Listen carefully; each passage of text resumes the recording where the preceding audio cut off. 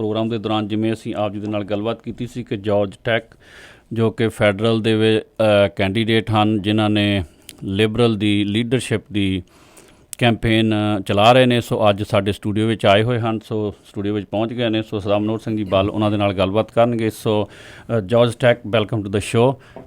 Good morning. Thank you Good very morning. much. How are you today? I'm just wonderful. Thank Not you. get the hard time to get to the studio? Well, we left early to make sure the snow wouldn't stop us. I wouldn't miss this show for anything. Okay. So Mr. Manoj Singh Bal will talk to you about the ਮੈਂ ਇੱਕ ਵਾਰ ਫਿਰ ਸੁਣਨ ਵਾਲੇ ਸਰੋਤਿਆਂ ਦੀ ਜਾਣਕਾਰੀ ਦੇ ਲਈ ਇਸ ਤੋਂ ਪਹਿਲਾਂ ਕਿ ਆਪਾਂ ਇੰਟਰਵਿਊ ਸ਼ੁਰੂ ਕਰੀਏ ਕਿ ਆਪਾਂ ਸਾਰਿਆਂ ਨੂੰ ਪਤਾ ਹੈ ਆਪਣੀ ਕਮਿਊਨਿਟੀ ਰਾਜਨੀਤਿਕ ਕੰਮਾਂ ਦੇ ਵਿੱਚ ਕਾਫੀ ਐਕਟਿਵ ਹੈ। ਪਹਿਲਾਂ ਪ੍ਰੋਵਿੰਸ਼ੀਅਲ ਲਿਬਰਲ ਜਿਹੜੀ ਲੀਡਰਸ਼ਿਪ ਸੀ ਉਹ ਹੋਈ ਅਤੇ ਹੁਣ ਫੈਡਰਲ ਜਿਹੜੀ ਸੀ ਉਸ ਦੀ ਅਨਾਊਂਸਮੈਂਟ ਤਾਂ ਪਹਿਲਾਂ ਹੋ ਚੁੱਕੀ ਸੀ, ਪਰ ਇਹਨਾਂ ਦੀ ਜਿਹੜੀ ਕਨਵੈਨਸ਼ਨ ਹੈ ਉਹ ਅਪ੍ਰੈਲ ਦੇ ਮਹੀਨੇ ਦੇ ਵਿੱਚ ਹੋ ਰਹੀ ਹੈ। ਵੱਖਰੇ ਵੱਖਰੇ ਉਮੀਦਵਾਰ ਹਨ ਆਪਣੇ, ਖਾਸ ਕਰਕੇ ਰੀਜਨ ਆਫ ਪੀਲ ਦੇ ਵਿੱਚ ਕਈ ਇੱਕ ਉਮੀਦਵਾਰ ਆ ਵੀ ਚੁੱਕੇ ਹਨ। ਕੱਲ੍ਹ ਮਿਸਿਸਾਗਾ ਦੇ ਵਿੱਚ ਇਹਨਾਂ ਦੀ ਡਿਬੇਟ ਹੋਈ, ਕੁਛ ਵੀਰਾਂ ਭੈਣਾਂ ਨੇ ਵੇਖੀ ਵੀ ਹੋਵੇਗੀ ਜਾਂ ਉੱਥੇ ਪਹੁੰਚੇ ਵੀ ਹੋਣਗੇ। ਸੋ ਇੱਕ ਇਹ ਕੈਂਡੀਡੇਟਸ ਜਿਹੜੇ ਹਨ ਮਿਸਟਰ ਜਾਰਜ ਟੈਕਸ਼, ਉਹ ਅੱਜ ਸਾਡੇ ਨਾਲ ਇੱਥੇ ਸਟੂਡੀਓ ਵਿੱਚ ਹਨ। ਉਹਨਾਂ ਦੇ ਬੈਕਗਰਾਊਂਡ ਬਾਰੇ, ਉਹਨਾਂ ਦੀ ਕੀ ਪਾਲਿਸੀ ਪਲੇਟਫਾਰਮ ਹੈ, ਕਿਹੜੇ ਕਿਹੜੇ ਇਸ਼ੂ ਉਹਨਾਂ ਨੂੰ ਜ਼ਰੂਰੀ ਲੱਗਦੇ ਹਨ ਜਿਨ੍ਹਾਂ 'ਤੇ ਉਹ ਕੰਮ ਕਰਨਾ ਚਾਹੁੰਦੇ ਹਨ। ਸੋ ਇਸ ਦੇ ਬਾਰੇ ਵਿੱਚ ਥੋੜ੍ਹੀ ਬਹੁਤੀ ਗੱਲਬਾਤ ਜਿਹੜੀ ਹੈ ਆਪਾਂ ਇਹਨਾਂ ਦੇ ਨਾਲ ਅੱਜ ਸਾਂਝੀ ਕਰਾਂਗੇ। ਸੋ ਮਿਸਟਰ ਜਾਰਜ ਟੈਕਸ਼, once again good morning and welcome to the radio programme voice of Sikhs. Thank you for having me on the show.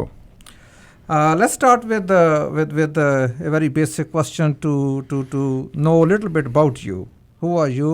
What you do? Where you come from? Your background? Sure. So that people know who we are listening to.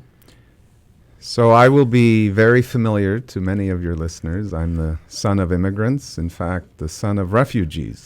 My parents came to Canada in 1957 as refugees. Interestingly, they didn't speak French, they didn't speak English.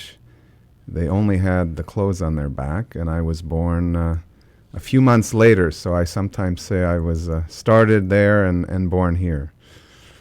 But then it was a very classic Canadian growing up story. My parents were helped out by a social service agency for a few weeks until they got their first apartment, those first very difficult jobs. I grew up in very modest circumstances. I remember for 4 or 5 years we lived above a store on Eglinton. And, we didn't have a lot of money, but it was a very loving family and a very loving community. And hopefully we'll talk about, for instance, immigration issues in a few minutes. So for me, those sorts of issues aren't theory or simply something I read about. I lived it. I absolutely lived it growing up. And I can remember that in the Hungarian community in the 1960s, the grandmothers, for instance, were the backbone of the community. And they performed a very critical role in that community in the 1960s. So for me, issues like family reunification are very, very important because, again, I've lived it. Yeah, let's get right down to, I will say, all the communities which are immigrants in this country at one time or another. So given your background, you think you have good policy mind to relate to all of those communities and their issues, immigration being one of them? Yeah, so let me just maybe finish the story a little bit. I went to Oakwood Collegiate in Toronto, which had 55 multicultural groups. It was a very, very diverse student body. And I learned tolerance, mutual respect, and then ultimately celebration of all the different groups in the Toronto area.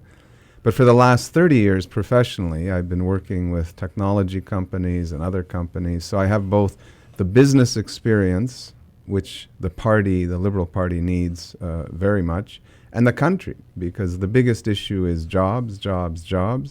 So I have that experience, but I also have this multicultural community experience. So you're absolutely right. On a whole range of issues, I understand what every group of new Canadians is feeling and trying to achieve in Canada. Absolutely. So if we speak as on today, you have a good brought up and then good educational background, worked as a still are working as a lawyer on a Bay Street. So why you think that you made up your mind to jump into this race? So I was very heavily involved in Liberal politics when I was a student. I worked on Parliament Hill for a while when I was doing a graduate degree up in Ottawa. So I was very heavily involved in the party and its affairs. But then I wanted to not become a career politician. I said I wanted a career and I wanted to have my family and do all that other stuff in the real world. But now at 55, it's a perfect time to re-engage in politics because frankly, Mr. Harper is not doing that great a job. We can do better. And so now I'm here to give 20 years of public service to my country. Okay, so what would be the main feature points of your policy platform going into this race?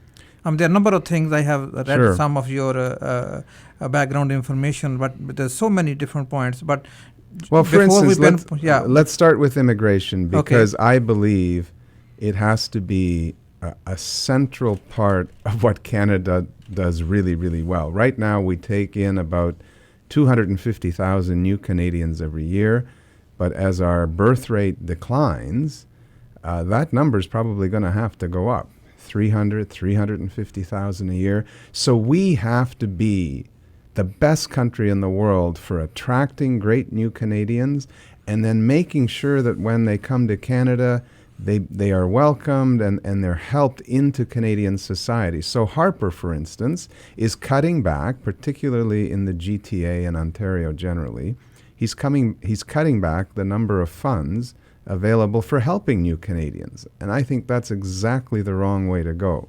He's also making it harder for family reunification, including spouses. I mean, you know the story as well as I do from personal experience. You come to this country, your spouse is still back in the home country, and they have to wait 3, 4, 5 years to join you. That is scandalous. That has to be improved. Another area, just to go through two more, the accreditation system, the recognition of foreign degrees and foreign work experience. I can't tell you how many people I meet across this country. Literally, they're driving cabs or they're working in convenience stores when they should be working in our hospitals as nurses, as engineers, and the federal government has done nothing about that. They keep saying, oh, it's a provincial problem, but you know, the federal government there is there to lead on these sorts of issues. And then one last one, and then I'll let you ask a question. The backlog that we had, you know, the 800,000 people who were in line to come to Canada, 4 or 5 years they were waiting, and Mr. Kenney all of a sudden says, no more backlog, you can apply again. Can you imagine you've put your life on hold for 4 or 5 years waiting for the Canadian green light, and then Ottawa says, no, you can't come. And what does that do to our reputation internationally? It absolutely destroys our reputation internationally. So there's a lot to fix. Yeah, let me follow up on the backlog. If there is a 800,000 applications backlog wherever in the world, somehow this has been built up from number of previous years, and I'm sure one or another time there must be a Liberal government as well. So given the backlog, given the system which we have, realistically, all different parties provide a solution, but when it comes to the implementation of that suggestion, they are very there is very shortage of really implementing those suggestions and saying, okay, this is how it's going to be done. So backlog is there. How are we going to address it? Well, the way the Harper government did it was just to destroy the backlog and say no more backlog. They can apply again if they want. I think that's absolutely shameful. It's appalling. And you have to remember, I mean, we're competing for the best new Canadians with the Australians, the United States, other countries. So when we behave like that globally, it really sets a very bad tone. And a lot of people, look at Canada and say, well, why should